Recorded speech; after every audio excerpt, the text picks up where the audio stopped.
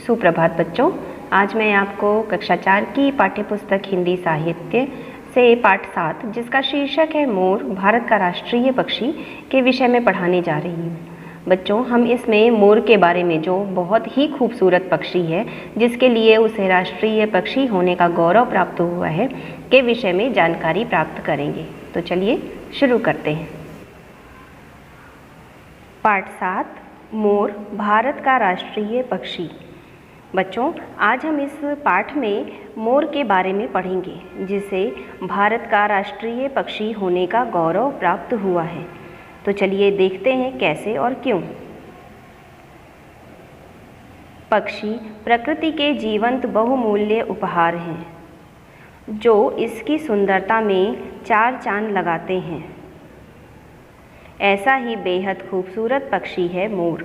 मोर कई चटकीले रंगों से सुसज्जित पक्षी है।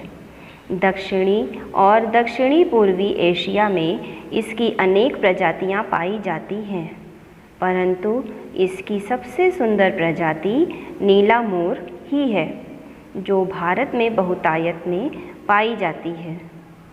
मोर के अद्भुत सौंदर्य और अन्य गुणों के कारण ही भारत सरकार ने 26 जनवरी 1963 ईस्वी में इसे राष्ट्रीय पक्षी घोषित किया।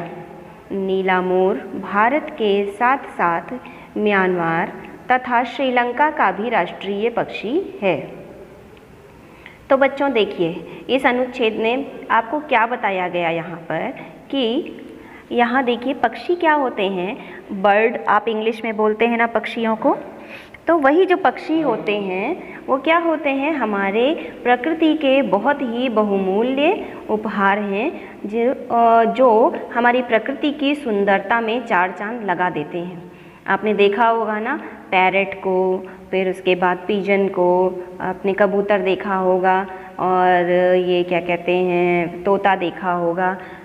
ऐसे आपने कई जानवर देखे होंगे जो बहुत ही सुंदर लगते हैं। तरह तरह की मछलियाँ देखी होंगी, बहुत ही प्यारी लगती हैं। उनको देखकर हमारा मन खुश हो जाता है ना। तो उसी प्रकार ये पक्षी जो होते हैं ये भी हमें खुश करते हैं, यानी हमें प्रसन्नता प्रदान करते हैं। ऐसा ही एक बहुत ही खूबसूरत पक्षी है मोर। मोर जानते हैं ना बच्चों, अधिकतर सावन में आपने देखा होगा जब बरसात होती है तो मोर क्या करते हैं, अपने पंख फैला करके और नाचने लगते हैं। ठीक है, अभी मैं इसके बारे में ये मोर नाचता है, मोरनी क्यों नहीं नाचती है, मोर पंख फैलाता है, मोरनी क्यों नहीं फैलाती है, इसके बारे में आपको आगे वाले स्लाइड में बताऊंगी। तो अब यहाँ देखिए क्या बताया गया है कि दक्षिणी और दक्षिणी पूर्वी एशिया में इसकी अनेक प्रजातियाँ यानी कि जैसे इंसान अनेक प्रजातियों वाला होता है ना, वैसे ही पक्षियों की भी अनेक प्रजातियाँ होती हैं। अब जैसे इंसानों में आप जाति होती है ना, कोई हिंदू होता है, कोई मुसलमान होता है, कोई सिख होता है, कोई ईसाई होता है। हिंदुओं में भी कोई ठाकुर होता है, कोई ब्राह्मण होता है। उसी तरह से पक्षियों में भी अनेक प्रजातियाँ पाई जाती हैं, परंतु जो पक्षी ये मोर है, मोर की सबसे सुंदर जो प्रजाति होती है वो कौन सी होती है, नीला मोर, जो हमारे भारत में पाया जाता है सबसे अधिक मात्रा में। इसकी सुंदरता इतनी ज़्यादा होती है, इतना अद्भुत सौंदर्य होता है इसके अंदर कि इसके सुंदरता वाले गुण के कारण ही भारत सरकार ने क्या किया, 26 जनवरी सन 1963 को यानी 26 जनवरी 1963 में इसे क्या किया, भारत का राष्ट्रीय पक्षी यानी नेशनल बर्ड घोषित कर दिया। नीला मोर जो होता है वो भारत के साथ साथ म्यांमार और श्रीलंका का भी राष्ट्रीय पक्षी है। ठीक है बेटा, चलिए अब आगे की स्लाइड में हम देखते हैं। मोर के सिर पर मुकुट के समान सुंदर कलगी होती है। इसकी अत्यंत रंग बिरंगे और कोमल पंखों वाली इंद्रधनुषी सुंदर तथा लंबी पूंछ होती है।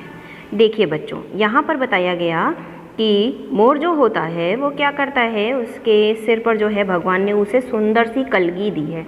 आपने देखा होगा कि जब कभी आप जो है वहाँ शादी में जाते हैं तो दूल्हे को देखते हैं तो दूल्हा क्या करता है, एक पगड़ी लगा कर आता है। पगड़ी में एक सुंदर सा पंख या कोई ब्रोच टाइप का लगा होता है, उसी को कहते हैं हम कलगी। ठीक है, तो वो कलगी जैसे वहाँ पर पगड़ी की सुंदरता बढ़ाती है, वैसे ही मोर के सिर पर जो कलगी लगी होती है वो मोर की सुंदरता बढ़ाती है। इसकी अत्यंत रंग बिरंगे और कोमल पंखों वाली इंद्रधनुषी सुंदर और लंबी पूँछ होती है। यानी मोर की जो पूँछ होती है वो कैसी होती है? रंग बिरंगे और कोमल पंखों वाली होती है, जो इंद्रधनुषी रंग के होते हैं। ठीक है।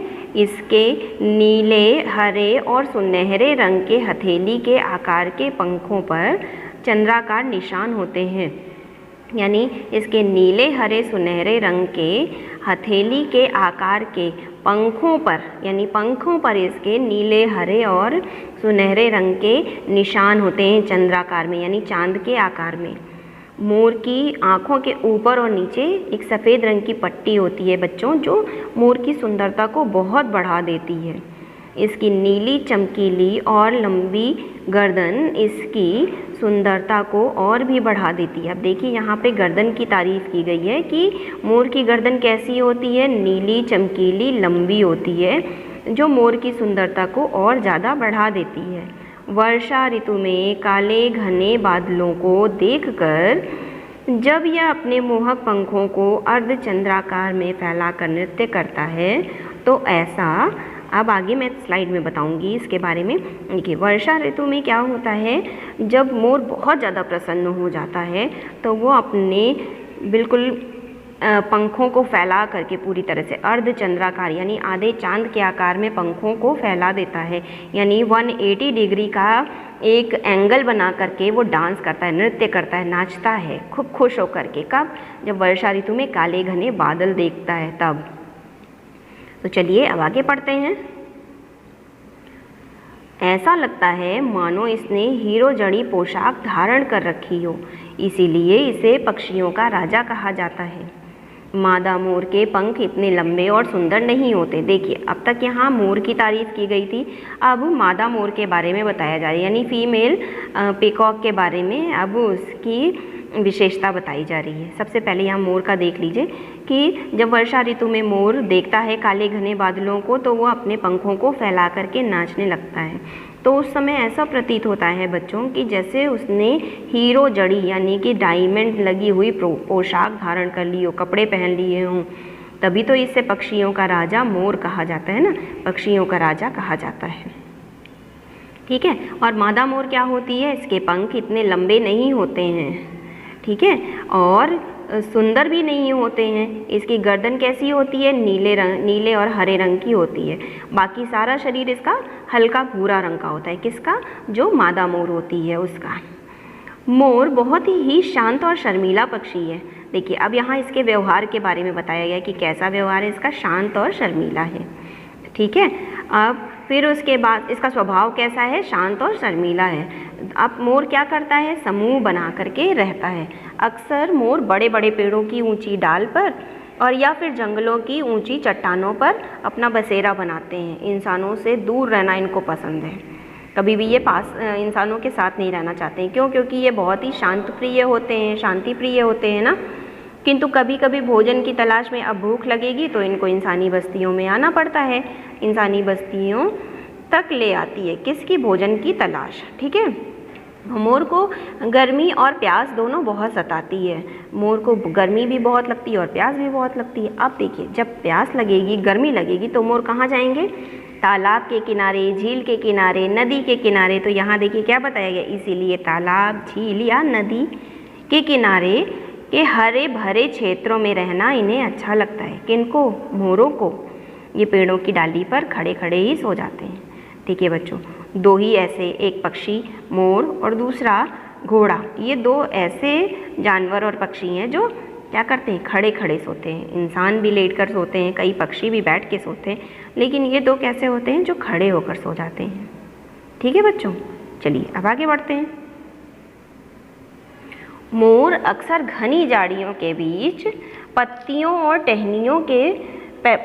टहनियों से ज़मीन पे घोंसला बनाते हैं, ज़मीन पर घोंसला बनाते हैं। मोरनी साल में जनवरी से अक्टूबर के बीच अंडे देती है। यानी मोर इतने भारी होते हैं ना, 5 से 6 किलो इनका वज़न होता है। अभी मैं वज़न के बारे में आगे बताऊंगी आपको। तो वो क्या करते हैं, ज़मीन पर अपना घोंसला बनाते हैं। और मोरनी क्या करती है, वो जनवरी से लेके अक्टूबर के बीच में ही अंडे देती है। ठीक, मोर यानी मोर अंडे पक्षी, ज़्यादातर पक्षी जो होते हैं वो अंडे ही देते हैं। तो उसमें से एक मोरनी भी है जो अंडे देती है। एक बार में वह 3 से 6 अंडे देती है। अंडे सेने और बच्चों की परवरिश की जिम्मेदारी किसकी होती है? मोरनी की। अब देखिए, अंडे सेने का मतलब क्या होता है बच्चों? ये माँ को एक वरदान प्राप्त है कि जब तक माँ जो है, माँ का स्पर्श उन अंडों पे नहीं लगेगा तब तक वो बच्चे नहीं बनेंगे। वो कैसे रहेंगे? अंडे के अंदर सिर्फ एक लिक्विड फॉर्म में रहेंगे। लेकिन जब उस पर मोरनी बैठती है और अंडे सेने लगती है तो वो उनका एक टाइम प्रोसेस होता है, टाइम होता है, उस बीच में अंडे में वे लिक्विड से बच्चे बन जाते हैं। ठीक है, तो देखिए ईश्वर का कितना अच्छा वरदान माँ को मिला है। अब यहाँ आगे देखिए, मोर सर्वाहारी पक्षी हैं। ये घास, पत्ते, फल, अनाज से लेकर कीड़े मकोड़े, चूहे, गिलहरी, छिपकली और सांप तक को भी खा जाते हैं। ये खेतों से हानिकारक कीड़े मकोड़े, चूहे, दीमक आदि को खा जाते हैं, इसलिए इन्हें किसान का मित्र कहा जाता है। ये सांपों के सबसे बड़े शत्रु हैं। कहते हैं कि जहाँ मोर की आवाज़ सुनाई देती है वहाँ नाग भी नहीं जाता। कई बार मोर फसल को नुकसान भी पहुंचाते हैं। अब देखिए, यहाँ बताया गया है कि मोर एक सर्वाहारी पक्षी है। तो सर्वाहारी का मतलब बच्चों क्या होता है कि मोर वेजिटेरियन भी है और नॉन वेजिटेरियन भी है, यानी घास फूस भी खाता है, फल भी खाता है और कीड़े मकोड़े, चूहे, गिलहरी, छिपकली, सांप आदि को खाता है। तो ये सर्वाहारी पक्षी होता है जो सभी चीज़ों को खाते हैं। ठीक है, यानी शाकाहारी और मांसाहारी दोनों होता है ये। ठीक, अब ये खेत से जो होते हैं हानिकारक कीड़े मकोड़ों को खा जाते हैं, चूहों को, दीमक को, इन सब को खा जाते हैं। इसीलिए इनको क्या कहा गया है? किसानों का मित्र कहा गया है। यानी ये किसानों का साथ देते हैं ना, कीड़े मकोड़े खाकर उनके फल को उनके फसलों को बचाते हैं। ये सांपों के सबसे बड़े शत्रु होते हैं। कहते हैं कि जहाँ मोर की आवाज़ सुनाई देती है वहाँ सांप अब कुछ नहीं जाता है। ठीक है, तो लेकिन कई बार इन फसलों को नुकसान पहुंचाते रहते हैं। क्यों? क्योंकि ये कीड़े मकोड़े खाने के लिए फसल के बीच में ही तो चलेंगे। अब फसल के बीच में चलेंगे तो इतने हैवी होते हैं कि फसलों को नुकसान भी कभी कभी अनजाने में पहुंचा देते हैं। ठीक, चलिए अब आगे चलते हैं। भारत में मोर हरियाणा, राजस्थान, गुजरात, वृंदावन और तमिलनाडु में अधिक पाए जाते हैं। ये संसार में उड़ने वाले विशाल पक्षियों में से एक हैं। वयस्क नर मोर की औसत लंबाई लगभग 5.5 फीट होती है। एक मोर का वजन 5 से 6 किलोग्राम होता है, जबकि मोरनी मोर से काफ़ी छोटी होती है। अपने अधिक वजन के कारण ही मोर ज़्यादा ऊंचे और अधिक देर तक नहीं उड़ सकते। ये ज़मीन पर ही चलना पसंद करते हैं। ठीक है, अब यहाँ क्या बताया जा रहा है कि मोर कहाँ कहाँ पाए जाते हैं। तो भारत में मोर कहाँ पाए जाते हैं बच्चों? हरियाणा, राजस्थान, गुजरात, वृंदावन और तमिलनाडु में ज़्यादा मात्रा में पाए जाते हैं। वैसे तो ये आपको कहीं भी दिख जाएंगे, लेकिन ज़्यादा मात्रा में कहाँ पाए जाएंगे? हरियाणा, राजस्थान, गुजरात, वृंदावन और तमिलनाडु। ठीक है, ये संसार में उड़ने वाले विशाल पक्षियों में से एक है। यानी पक्षी हमेशा उड़ने के लिए फेमस होते हैं ना, तो उसी में विशाल पक्षी है ये। वयस्क नर मोर की औसत लंबाई लगभग 5.5 फीट होती है। यानी वयस्क नर मोर की औसत लंबाई कितनी होती है? 5.5 फीट होती है। एक मोर का वजन 5 से 6 किलोग्राम होता है। ठीक है, तो जबकि मोरनी क्या होती है? वो मोर से काफ़ी छोटी होती है और अपने अधिक वजन के कारण जो होता है मोर ज़्यादा ऊंची और ज़्यादा देर तक नहीं उड़ पाते, इसलिए ज़मीन पर चलना ही पसंद करते हैं। कहते हैं कि चलो भाई नहीं उड़ पा रहे हैं तो चलो ज़मीन पर ही चलते हैं, है ना। मोर का भारतीय संस्कृति में विशेष स्थान है। भगवान कृष्ण मोर के पंख को अपने मस्तक पर धारण करते हैं।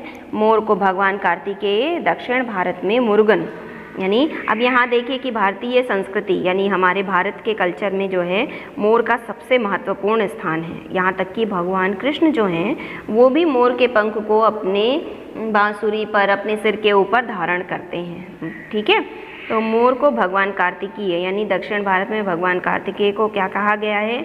मुरुगन कहा गया है, के वाहन के रूप में माना जाता है। मोर को संस्कृत में मयूर कहते हैं। यानी अब मोर को हम संस्कृत भाषा में क्या कहते हैं? मयूर।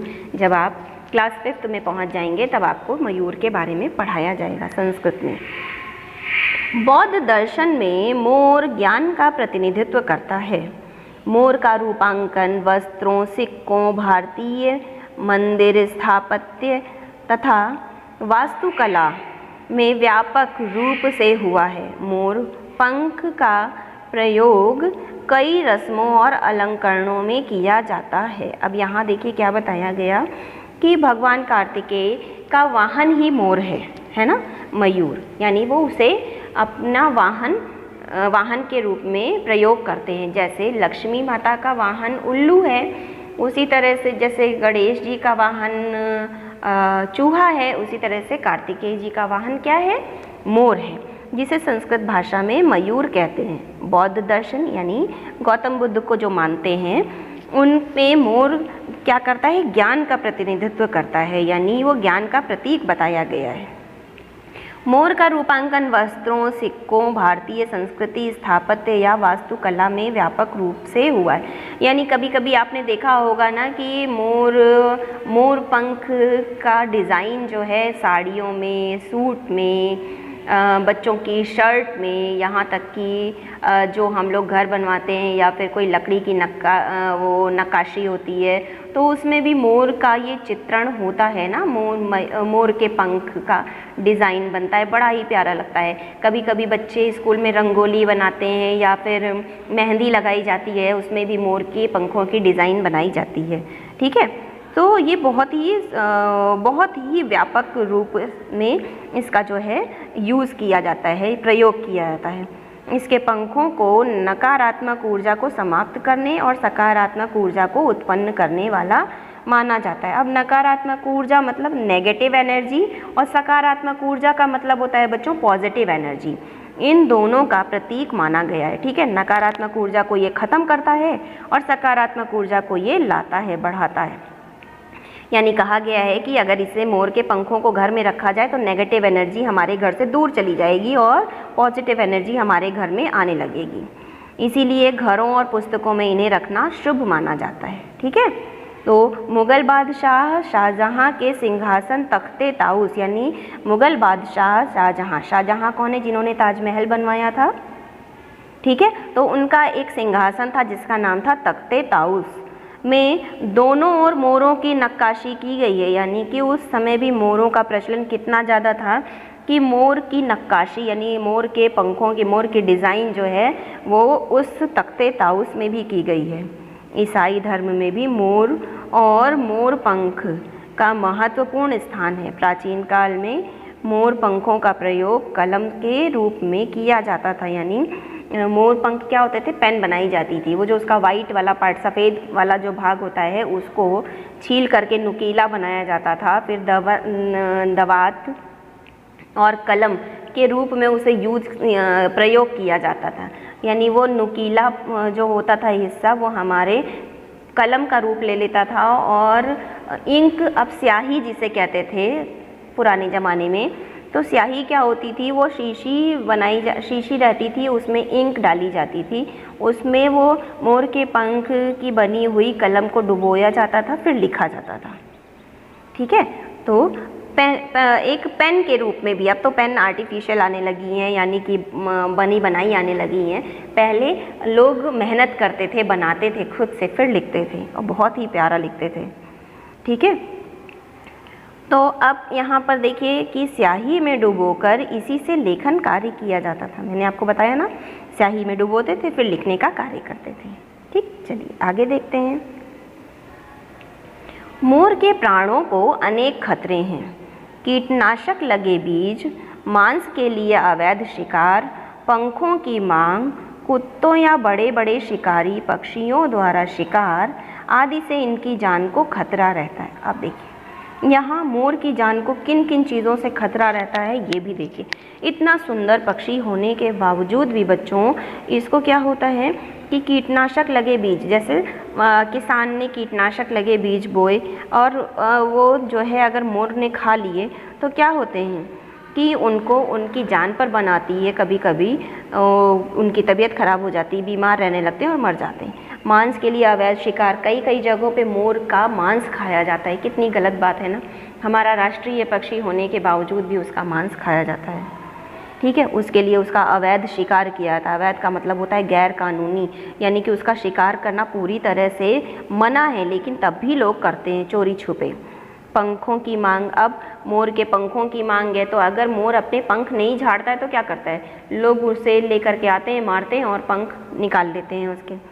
कुत्तों तथा बड़े बड़े शिकारी पक्षियों द्वारा शिकार, यानी कुत्ते जो होते हैं वो भी मोर को खा लेते हैं, और बड़े बड़े जो शिकारी पक्षी होते हैं वो भी अपनी भूख मिटाने के लिए कभी कभी मोरों का शिकार कर लेते हैं, आदि से इनकी जान को जो है, जिससे इनकी जान को बहुत ज़्यादा खतरा होता है। भारत में वन्य जीव अधिनियम, यानी कि भारत में वन्य जीव यानी वनों में रहने वाले जीवों के लिए एक अधिनियम बनाया गया 1972 में। उसके तहत मोरों को संरक्षित यानी कि सुरक्षा प्रदान की गई, यानी उनको बचाया जाने का काम शुरू किया गया, और इनके शिकार पर जो है पूर्ण रूप से रोक लगा दी गई। इसके बावजूद बड़ी संख्या में मोरों का शिकार होता है। कैसे होता है? अवैध तरीके से, गैरकानूनी तरीके से, चोरी छुपे। लोगों को शिकार करना है तो करना है, नहीं सामने कर रहे हैं तो गैरकानूनी तरीके से कर रहे हैं। ठीक है, तो इसे रोकने के लिए नागरिकों को शिक्षित करना और जागरूक करना अत्यंत आवश्यक है। किस लिए? मोरों का शिकार ना हो, मोरों की जाति को बढ़ावा मिले, उनकी प्रजातियों को और ज़्यादा बढ़ाया जाए। इन सबको बढ़ाने के लिए नागरिकों को जो है शिक्षित करना और जागरूक करना बहुत ही ज़रूरी है। इसकी रक्षा करना हम सब का कर्तव्य है। वर्ष में एक बार मोर अपने पंख गिराता है। कहते हैं ना कि वर्ष में एक बार, जैसे सांप अपनी केचुली बदलता है वैसे ही मोर भी अपने पंख गिराता है। पतझड़ में आप देखते हैं ना कि पत्ते जो होते हैं पुराने, पेड़ जो होते हैं पुराने पत्तों को गिरा देते हैं, उनमें नए पत्ते उगते हैं। उसी तरह से जो यह मोर होता है ये भी साल में एक बार अपने पंखों को गिरा देता है और नए पंख इसके अंदर उगते रहते हैं, निकलते रहते हैं। तो इन गिराए हुए पंखों का संग्रह हम कर सकते हैं। हमें मारना नहीं चाहिए, बस इन गिराए हुए पंखों का संग्रह कर लेना चाहिए, है ना, कि पंखों के लिए मोरों को मार दिया जाए, ये नहीं करना चाहिए। आशा करती हूँ आपको ये पाठ बहुत अच्छे से समझ में आ गया होगा। आज के लिए बस इतना ही, मिलते हैं फिर अगली कक्षा में, तब तक के लिए धन्यवाद।